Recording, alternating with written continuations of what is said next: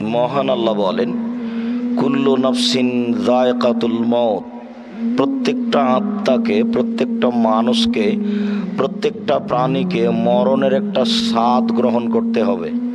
মরণের একটা তিক্ত স্বাদ আছে, তিতে, কষ্টকর। আল্লাহ তাআলা বলেন, ওয়াজাআত সাকরাতুল মউত বিল হক, মরণের কষ্ট সত্য সত্যই চলে এসেছে। ওয়াযালিকা মা কুনতা মিনহু তাহিদ, এটাই সেই মরণ যে ব্যাপারে তুমি টাল বাহানা করছিলে, সেটা চলে এসেছে। মরণের কষ্ট চলে এসেছে যে ব্যাপারে তুমি টাল বাহানা করছিলে। আল্লাহ বলছেন যে মরণের কষ্ট আছে। আয়েশা রাদিয়াল্লাহু তাআলা আনহা বলেন, মাতান নবী সাল্লাল্লাহু আলাইহি সাল্লাম বাইনা হাকেনাতি ওয়া দাকেনাতি, আল্লাহর নবী আমার চিবুক আর উরু রানের মাঝে মারা গেছেন, আমার থুতনির নিচে এবং আমার উরু রানের ওপরে, অর্থাৎ তিনি আমার কোলে মারা গেছেন। ওয়াকুল, তখন তিনি বলছিলেন, আল্লাহুম্মা গফিরলি, হে আল্লাহ তুমি আমাকে ক্ষমা করো, ওয়ারহামনি, তুমি আমার প্রতি দয়া করো, ওয়ালহিকনি বিররফিকিল আলা, আর উঁচু সম্মানীদের অন্তর্ভুক্ত আমাকে করো। ওয়া ইন্না লিল মাউতি লাসাকরাত, অবশ্যই মরণের বড় কষ্ট রয়েছে। আয়েশা রাদিয়াল্লাহু তাআলা আনহা বলেন, আল্লাহর নবী আমার কোলে মরণের কষ্টের কথা বলেন এবং শেষ বাক্যগুলি তার এই ছিল। আয়েশা রাদিয়াল্লাহু তাআলা আনহা বলেন, কানা বাইনা ইয়াদাই নবী সাল্লাল্লাহু আলাইহি সাল্লাম উলবা, আল্লাহর নবীর সামনে একটা পাত্র ছিল, ফিহা মাউন, তাতে ছিল পানি। ফাদ খালা ইয়াদাহু, আল্লাহর নবী মরণের সময় হাতটা তার ওই পানির ভিতরে, পাত্রের ভিতরে ঢোকাচ্ছিলেন। ওয়ায়ামসাহু বিহা ওয়াজহাহু, তিনি তার হাত দিয়ে, ভিজা হাত দিয়ে মুখটা বারবার মুছে দিচ্ছিলেন। ফায়াকুলু, তিনি বলছিলেন, ইন্না লিল মাউতি লাসাকরাত, নিশ্চয় মরণের কষ্ট রয়েছে। আল্লাহর নবী নিজে বলছেন যে নিশ্চয় মরণের কষ্ট রয়েছে। সুম্মা রাফা ইয়াদাহু, তারপর তিনি তার হাতটাকে উঁচু করলেন, তার হাতটাকে উঁচু করে বলছেন, আল্লাহুম্মা গফিরলি, আল্লাহ তুমি আমাকে ক্ষমা করো, ওয়ারহামনি, তুমি আমার প্রতি দয়া করো, ওয়ালহিকনি বিররফিকিল আলা, তুমি আমাকে উঁচু সম্মানীদের অন্তর্ভুক্ত করো। সুম্মা কবিজা, তারপর আত্মা বের করে নেওয়া হলো। ফামালাত ইয়াদুহু, হাতটা ধীরে নিচে পড়ে গেল। বলতে চাচ্ছিলাম যে মরণের কষ্ট আছে, মরণ আসবেই, আজ হোক আর কাল হোক, মরণ কাউকে ছাড়বে না। মহান আল্লাহ বলেন, আইনামা তাকুনু ইউদরিকুমুল মাউত ওয়ালাউ কুনতুম ফি বুরুজিম মুশাইয়াদা, যেখানেই থাকে না কেন মরণ তোমাকে ধরবে। দুর্ভেদ্য সুদৃঢ় দুর্গে, যেখানে মানুষ যেতে পারে না, সেখানে যদি তুমি অবস্থান করো তবু তোমার মরণ হবেই, মরণ তোমাকে ধরবেই। কুল ইন্নাল মাউতাল্লাযী তাফিরুনা মিনহু ফাইন্নাহু মুলাকীকুম, হে নবী আপনি বলুন, তোমরা মরণ থেকে পালিয়ে যাচ্ছ, নিশ্চিত এই মরণ তোমাকে ধরবে, বাঁচার কোনো পথ নেই। মহান আল্লাহ বলেন, কুল্লু মান আলাইহা ফান ওয়া ইয়াবকা ওয়াজহু রাব্বিকা যুল জালালি ওয়াল ইকরাম, সারা পৃথিবীতে যা কিছু আছে সব কিছু ধ্বংস হবে, সবার মরণ হবে। সারা পৃথিবীতে যা কিছু আছে সব কিছু ধ্বংস হবে, সবার মরণ হবে, আল্লাহ ছাড়া। আকাশ ভেঙে যাবে, জমিন নষ্ট হবে, জিবরাইল মারা যাবেন, মেকাইল মারা যাবেন, মালাকুল মউত যিনি মানুষের প্রাণীর প্রাণ নষ্ট করেন, যিনি মরণ দেন প্রত্যেকটা প্রাণীর, তিনিও মারা যাবেন। ইবলিস মারা যাবে, শয়তান মারা যাবে, পৃথিবী ধ্বংস হবে, সব কিছু নষ্ট হবে, কোনো কিছুই থাকবে না আল্লাহ ছাড়া। আল্লাহ তাআলা বলেন, কুল্লু শাইইন হালিকুন ইল্লা ওয়াজহাল্লাহ, সব কিছু ধ্বংস হবে আল্লাহ ছাড়া। জিবরাইলের মরণ হবে, মালাকুল মউতের মরণ হবে।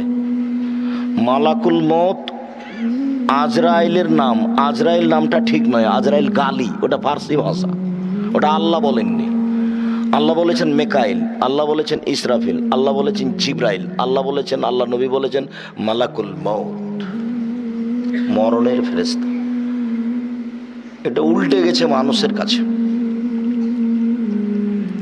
সবকিছুর মরণ হবে, তবে মরণের সময় মানুষ একটু বাঁচতে চায়, একটু সময় চাই। মানুষের এটা গতি। মানুষ বলে ফায়াকুল রব্বি লাউলা আখারতানি ইলা আজালিন করিব ফাসাদদাকা ওয়া আকুম মিনাস সলিহিন। হে আমার প্রতিপালক, তুমি আমাকে একটু সময় দাও, একটু সময় দাও, তাহলে আমি দান খায়রাত করব, আমি ভালো মানুষ হব। দানাত খায়রাত করে মানুষ ভালো মানুষ হয়, ভালো হতে পারে।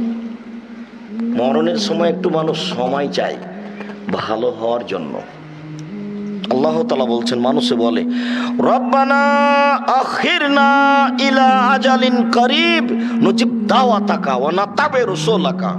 হে আমাদের প্রতিপালক, একটু সময় দাও, তোমার কথা মেনে নিব, তোমার নবীর কথা মেনে নিব। একটু সময় দাও, একটু, তাহলে তোমার কথা মেনে নিব, তোমার নবীর কথা মেনে নিব। আল্লাহ বলছেন এগুলো অহেতুক কথা। যদি একটু সময় দেওয়া হয় তাহলে যা ছিল তাই থাকবে। এটা বলছে মাত্র। আল্লাহ তাআলা বলেন, ইদা জা আজালুহা লা ইস্তাখিরুনা সাআতান ওয়া লা ইস্তাকদিমুন। সময় চলে আসলে এক মুহূর্ত আগেও হবে না, এক মুহূর্ত পিছেও হবে না। মানুষের এটা বলা কথা মাত্র, যাতে কিছু আসে যায় না। মরণ নির্ধারিত সময়েই হবে। বলছিলাম মরণের সূচনা। আবু মুসা আশআরী রাদিয়াল্লাহু তাআলা আনহু বলেন, রাসূল সাল্লাল্লাহু আলাইহি ওয়াসাল্লাম বলেছেন, আতিমুল জায়া, দুস্থ গরিব ফকির মিসকিনকে খেতে দাও। উদুল মারিদা, অসুস্থ মানুষকে দেখতে যাও।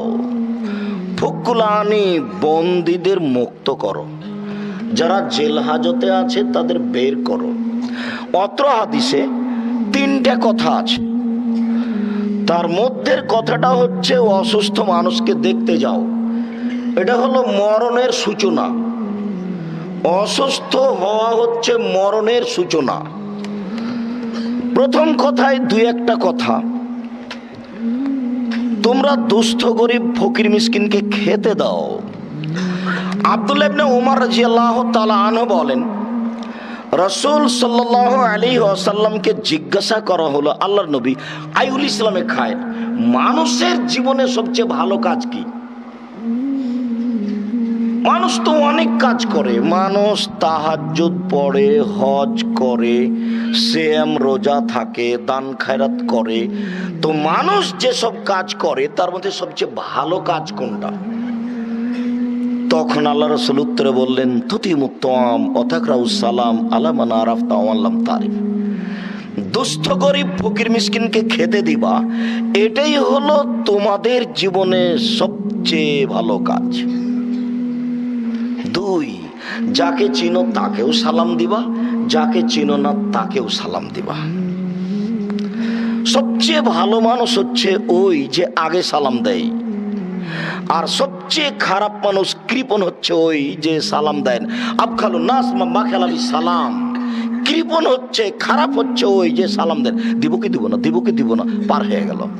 দল সংগঠন করতে করতে ওর সাথে রাগারাগি আছে, তো যার জন্য একটু এদিকে এড়িয়ে এড়িয়ে যাচ্ছিল, যে পার হয়ে গেল, দিতেই পারেনি। সবচেয়ে ভালো মানুষ যে আগেই সালাম দেয়, সবচেয়ে খারাপ মানুষ যে দিব কি দিব না বলে পার হয়ে যায়, দিতেই পারে না, কৃপণ। বলছিলাম দু একটা কথা, দুস্থ গরিব ফকির মিসকিন।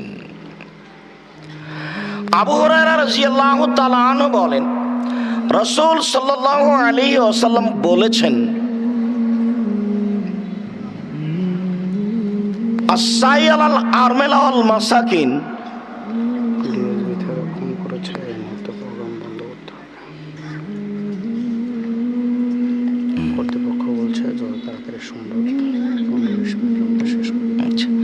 রাসূল সাল্লাল্লাহু আলাইহি ওয়াসাল্লাম বলেছেন, মানুষের জীবনে তিনটি কাজ একটি কাজের সমান হয়। এক, যদি মানুষ আল্লাহর পথে যুদ্ধ করলে যত নেকি পায়, দুস্থ গরিব ফকির মিসকিনকে খেতে দিলে তত নেকি পায়। নিয়মিত তাহাজ্জুদ পড়লে যত নেকি হয়, দুস্থ গরিব ফকির মিসকিনকে খেতে দিলে তত নেকি হয়। নিয়মিত নফল সিয়াম রোজা থাকলে যত নেকি হয়, দুস্থ গরিব ফকির মিসকিনকে খেতে দিলে তত নেকি হয়। দুস্থ গরিব ফকির মিসকিনকে খেতে দেওয়া ভালো কাজ। বলছিলাম মরণের সূচনা। আবু হুরায়রা রাদিয়াল্লাহু তাআলা আনহু বলেন, রাসূল সাল্লাল্লাহু আলাইহি ওয়াসাল্লাম বলেছেন, মানুষের উপরে মানুষের 6টি হক রয়েছে। তার একটি হচ্ছে মানুষ অসুস্থ হলে দেখতে যেতে হবে। আবু মুসা আশারী রাদিয়াল্লাহু তাআলা আনহু বলেন, বিচারের মাঠে আল্লাহ তাআলা বলবেন যে তুমি আমাকে দেখতে যাওনি কেন? তখন আপনি বলবেন, আনতা রাব্বুল আলামিন কাইফা আউদু, আপনি হচ্ছেন বিশ্ব জগতের প্রতিপালক, আপনাকে দেখতে যাব মানে আপনাকে কিভাবে দেখতে যাব? আপনি হচ্ছেন বিশ্ব জগতের প্রতিপালক, আপনাকে কিভাবে দেখতে যাব? তখন আল্লাহ তাআলা বলবেন, আমি অসুস্থ ছিলাম, তুমি আমাকে দেখতে গেলেই তো, অসুস্থ ছিল আমার বান্দা, তাকে দেখতে গেলেই তো আমাকে দেখতে যাওয়া হতো। এক হাদিসে আল্লাহ রাসূল অসুস্থ মানুষকে দেখতে যেতে বলেছেন, আর এক হাদিসে দেখতে যাওয়া অধিকার বলেছেন, আর এক হাদিসে আল্লাহ তাআলা বিচারের মাঠে আপনাকে বলবেন আমাকে দেখতে যাওনি কেন? সম্মানিত দিনী ভাই বোন, অত্র বিবরণে বোঝা যায় অসুস্থ মানুষকে দেখতে যেতে হবে। আল্লাহর নবী পল্লীর বেদুইন অশিক্ষিত মানুষকে দেখতে গিয়ে বললেন, লাবাস তহর ইনশাআল্লাহ, কোনো সমস্যা নেই, ভালো হয়ে যাবে। তখন পল্লীর মানুষ বলল, কাল্লা, কখনো নাই, অসম্ভব, এটা হতে পারে না, আমার গায়ে জ্বর, আমি কবর দেখতে পাচ্ছি। আপনি কেন এই কথা বলছেন যে আমার কোনো সমস্যা নেই? পল্লীর মানুষ তো রাসূলের কথা বুঝতে পারেনি। তখন আল্লাহর নবী বললেন, আজ এদান, আচ্ছা ঠিক আছে, তাহলে তুমি যেটা বললে সেটাই। রাসূল সাল্লাল্লাহু আলাইহি সাল্লাম উম্মু সাহেব একজন মহিলাকে দেখতে গেলেন, তখন তার গায়ে খুব জ্বর। আল্লাহ রাসূল বলছেন, মা লাকে তুজাবজে ফিনা, তোমার কি হয়েছে, তুমি এভাবে কাঁপছো কেন, কি হয়েছে তোমার? তখন মহিলা বলছেন, আলাইয়াল হুম্মা, আমার গায়ে খুব জ্বর। লা বারাকাল্লাহু ফিহি, আল্লাহ যেন এত বরকত না দেয়, আমার গায়ে খুব জ্বর, আল্লাহ যেন এত বরকত না দেয়, আমার গায়ে খুব জ্বর, আল্লাহ যেন এত বরকত না দেয়। তখন আল্লাহ রাসূল বলছেন, লা তুসাব্বিল হুম্মা, এই জ্বরকে গালি দিও না, জ্বরকে গালি দিও না। ইন্নাল হুম্মা ইযহিবুয যুনুবা কামা ইযহিবুল কিরু খাবাসাল হাদিদি, কামারের ভাটি, কর্মকারের ভাটি, লোহা যদি দেওয়া হয় আগুনে কামারের, তাহলে লোহা থেকে যেমন ময়লা মরিচা দূর হয়ে যায়, জ্বর হলে মানুষের পাপ তেমন দূর হয়ে যায়। রাসূল সাল্লাল্লাহু আলাইহি ওয়াসাল্লাম বলেন, মানুষ অসুস্থ অবস্থায় যদি বলে আলহামদুলিল্লাহ, তাহলে সে লোকটা হয়ে যায় সেই দিনের মতো যেই দিন তার মা তাকে জন্ম দিয়েছে। নিষ্পাপ হয়ে যায় অসুস্থ হওয়ার পরে আলহামদুলিল্লাহ বললে। একজন মহিলা এসে বলছে, আল্লাহ রাসূল, আমার মেয়ের কি রোগ, আমি জামা কাপড় খুলে দিই, আপনি আমার জন্য একটু দোয়া করেন তো, আমি যেন এভাবে জামা কাপড় খুলে না দিই, উল্টে না পড়ি। তখন আল্লাহ রাসূল বলছেন, ইসবেরি, ধৈর্য ধারণ করো। তখন মহিলা বলছে, তাহলে একটু দোয়া করেন, আমি যেন জামা কাপড় খুলে না পেলি। আল্লাহ রাসূল বলেন, আচ্ছা ঠিক আছে। তারপরে বলেন, শোনো শোনো শোনো, কেউ যদি জান্নাতি মানুষকে দেখতে চায় তাহলে দেখতে পারে, এই যে এই মহিলা জান্নাতি। কেন?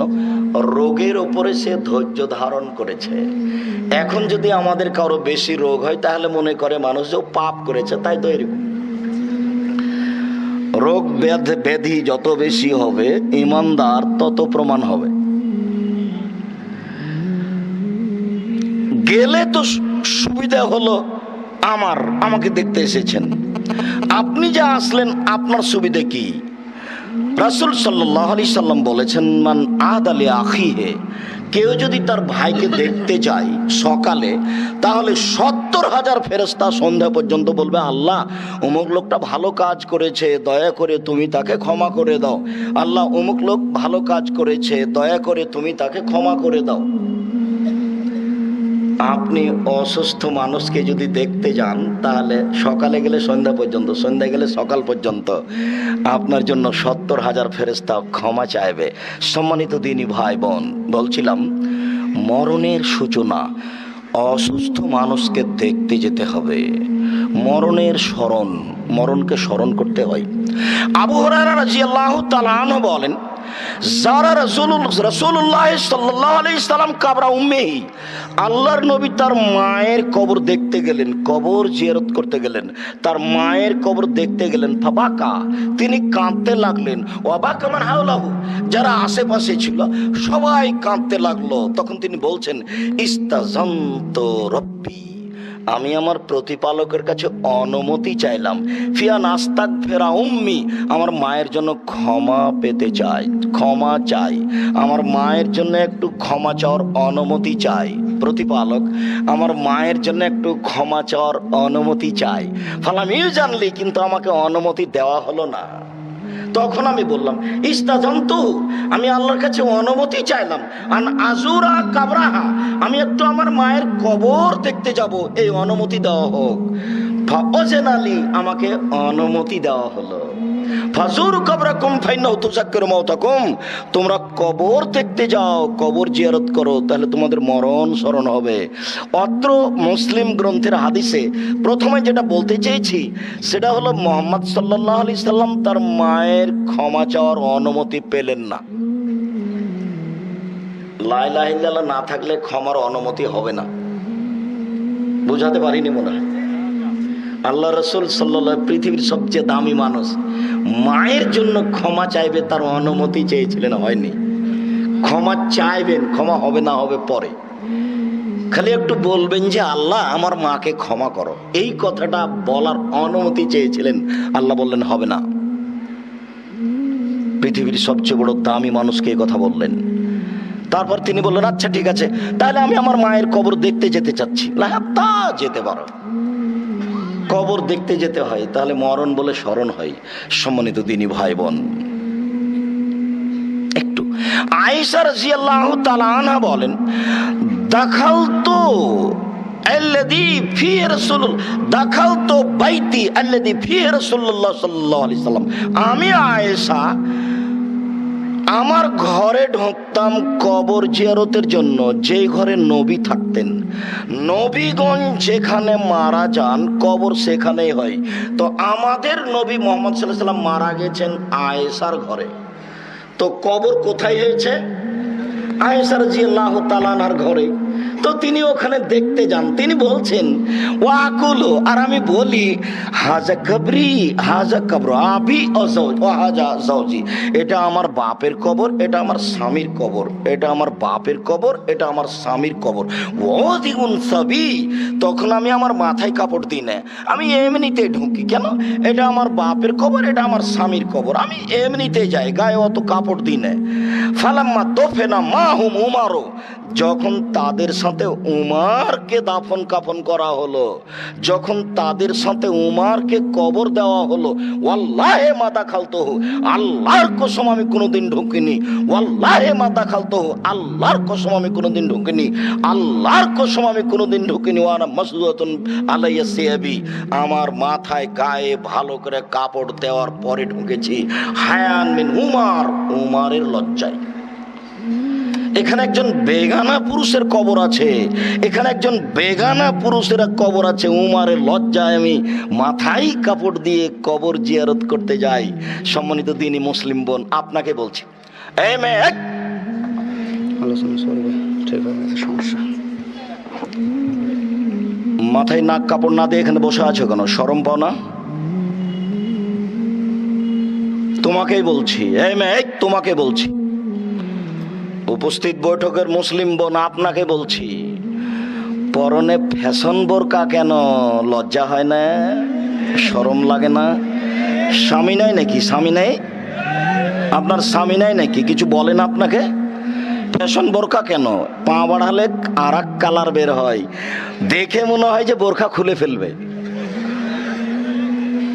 এইটা আপনার সহ্য হলো কি করে? আপনি কি কাপুরুষ নাকি? আপনি কাপুরুষ?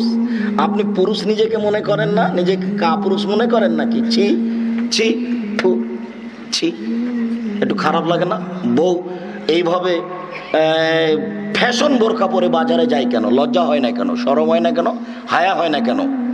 উপস্থিত বৈঠকের মুসলিম বোন, আপনাকে বলছি, আপনার বোরকার কোমরটা চিকন কেন?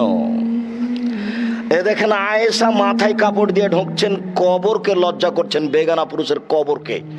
আর আপনি বগড়া বাজারে দিন রাত ঘুরেন, লোকে মারে ধাক্কা, খারাপ লাগে না আপনাকে? আর আপনারা যে কোন মানুষ আমি বুঝি না, ওই যে সব চোখে ভরুতে কি দেয় যেন, আয়লা মাইলা, আসকারা মাস্কারা, এইগুলো কিনছেন আপনি টাকা দিয়ে, আর রিক্সাওয়ালা ভোগ করে, আপনাকে খারাপ লাগে না?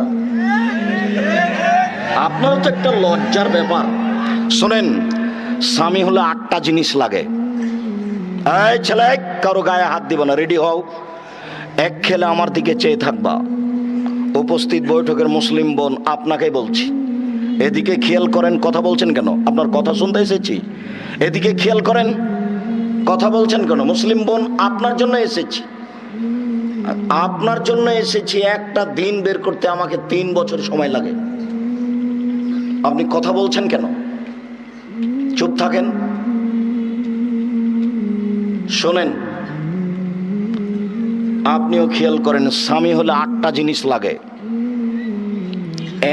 1, আতেম হামাতায়েমতা, যে মানের খাচ্ছ বউকে সে মানের খাওয়াবা। 2, ফাকসু হামাক্তা সাইতা, যে মানের কাপড় পরো বউকে সে মানের পরাবা। 3, অলা তুকাব্বে, বউকে কটু কথা বলো না। বউকে কটু কথা বলতে হয় না, ঠোঁট মোটা বলে গালি দিতে হয় না, রং কালো বলে নিন্দা করতে হয় না। সব সময় প্রশংসা করবেন, সব কিছু করে দিবে, কোনো সময় নিন্দা করবেন না।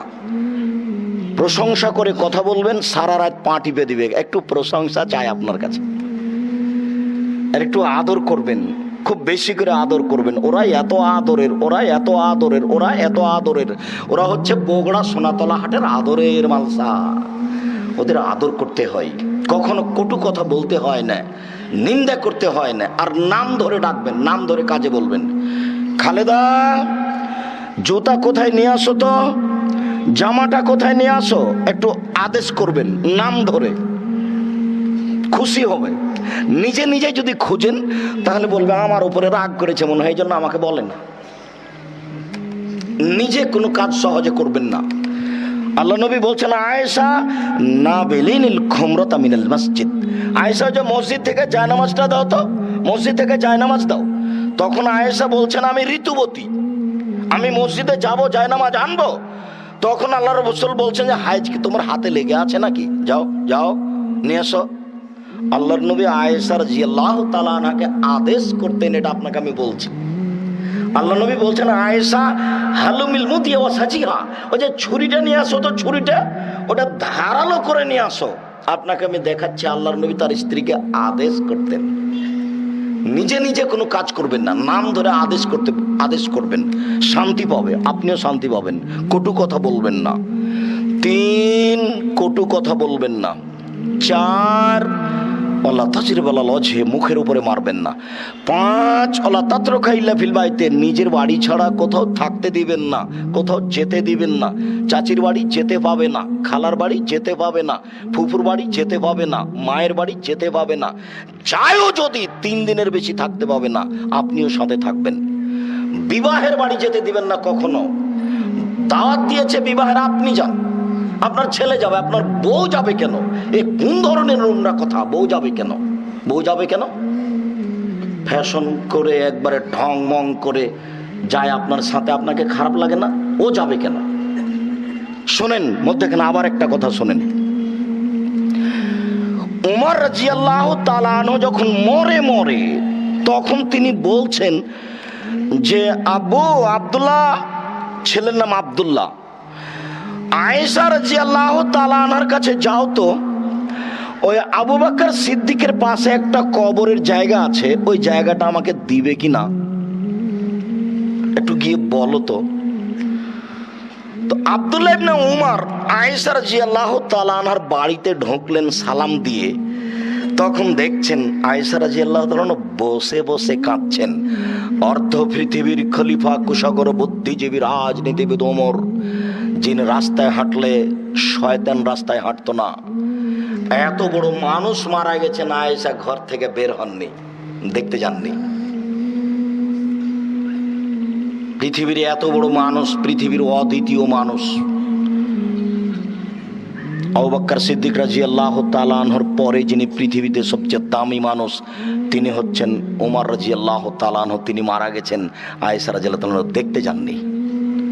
আপনার বউ বাজারে যায় মানে শরম হয় না, হায়া হয় না, লজ্জা হয় না, খারাপ লাগে না? খারাপ লাগে না কেন? খারাপ লাগে না কেন? বাপ বেটি স্বামী স্ত্রী কি ঈমান বেঁচে খেয়েছেন? লজ্জা কি বেঁচে খেয়েছেন? বউ এখানে ফ্যাশন বোরকা পরে আছে কেন? শরম হয় না? আছে কেন? জবাব কে দিবে? জবাব আমি দিব। কাপুরুষ জবাব আমি দিব কেন? আপনি দিবেন। জবাব আমি দিব কেন? জবাব আপনি দিবেন। বউ তো আপনার, আমার তো নয়।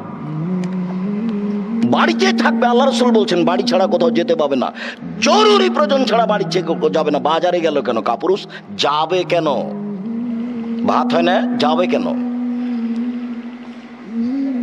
6 আনফিকালা ইয়ালিক মিন তালিক, উপার্জন করে বউকে খাওয়াবেন। বউকে উপার্জন করতে দিতে হবে না, বউকে উপার্জন করে খাওয়াতে হবে। 7 আল্লাহ তারফাউন মাসাকা আদাবান মিন আহলিক, বউ ছেলে মেয়ের উপর থেকে লাঠি উঠিয়ে নেবেন না, ওকে লাঠি দিয়ে ঠিক করতে হবে। 8 অখেফুম ফিল্লাহ, ওকে একটু আল্লাহর ভয় দেখাতে হবে। দেখো, ফ্যাশন বোরকা পরলে মানুষে তোমাকে বারবার দেখে, এটা বন্ধ করো, গুনাহ হবে। আল্লাহর ভয় দেখান। জরুরি কথা। আব্দুর রাজ্জাক সাহেব থামেন, একটু থামেন।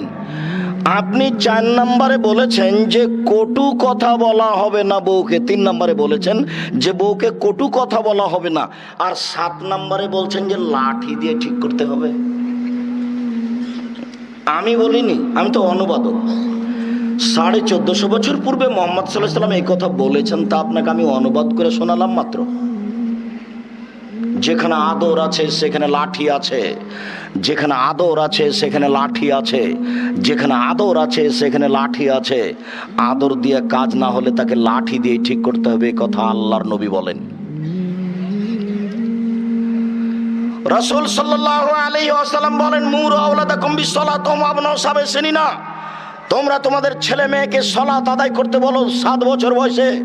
ওয়াদরিবহুম আলাইহিম আবনাউ 10 সিনিনা, পিটিয়ে সালাত আদায় করাও 10 বছর বয়সে। 10 বছর বয়সের ছেলে মেয়ে নামাজ পড়ে না, তার বাপ বেঁচে আছে, কথা ঠিক নয়। 10 বছরের ছেলে নামাজ পড়ে না, তার বাপ বেঁচে আছে, কথা ঠিক নয়। কাপুরুষকে আমরা বাপ বলতে চাই না, ওকে ঘৃণা করি। 10 বছরের মেয়ে নামাজ পড়ে না, তার বাপ বেঁচে আছে, কথা ঠিক নয়। আব্বু আদর, আব্বু আদর। আব্বু তোমার বয়স কিন্তু 7 হয়েছে, তোমাকে সালাত আদায় করতে হবে। আব্বু তোমার বয়স 8 বছর, সালাত আদায় করতে হবে। আম্মু তোমার কিন্তু বয়স 9 বছর হয়ে গেছে, আম্মু তোমাকে সালাত আদায় করতে হবে। 10 আহমদ সালাত আদায় করেছো? জি না। তো দাঁত ভেঙে দেবো একবার, তোর পিঠের চামড়া তুলে দেবো। আগে সালাত আদায় কর, তারপরে কোনো কথা।